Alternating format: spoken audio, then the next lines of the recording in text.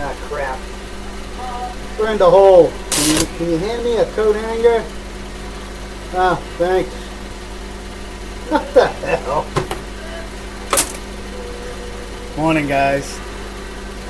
So it's June 22nd, 2023 here in Rusty, Rhode Island. We're out here in Susan's garage. Working on the 48 this morning. So I had this old leather chair that I found out on the road. So I stopped and I hacked off some leather to make my door panels. And what I'm going to do is paint and dye it. I think I'm going to do it blue with an orange stripe down the middle maybe. And I'll get some, just use the regular paint like I use. I don't know why they call it dye. It's actually you're just painting the leather or the Naugahyde. So I doubled it up. So I gave this a good look. Because it does kind of look like those door handles are upside down, but truth is they're both the same, and that's the way they came from the factory. And I actually went out on my 54 to double check, and that's how it is. I tried turning it over, and it gets longer and it won't work. The rod sticks back further when you turn it over, so I'd have to, I don't know. I mean, I could probably modify them to get it down, but I think it's just as easy to do one or two things. Either add an extra strip in. You can see I got it bolted in and it works now. Or I could go back to the original panel and try to find another one of these panels. See how it's kind of bowed right here? And that's why it worked, because of that bow. And I noticed on my 54 where I made them, I used that type of material they use in bathrooms. And it's like a white plastic. They put it on the walls. They put it in kitchens. It's like 1/8 of an inch thick. So here's what's, like I said, I just cut all the leather off that recliner. It's nice clean leather. What the hell? So I needed a wiper for the 36 because the one I had blew off out on the highway. So what I did was I took a regular wiper and I cut a section off. And then I added it on here.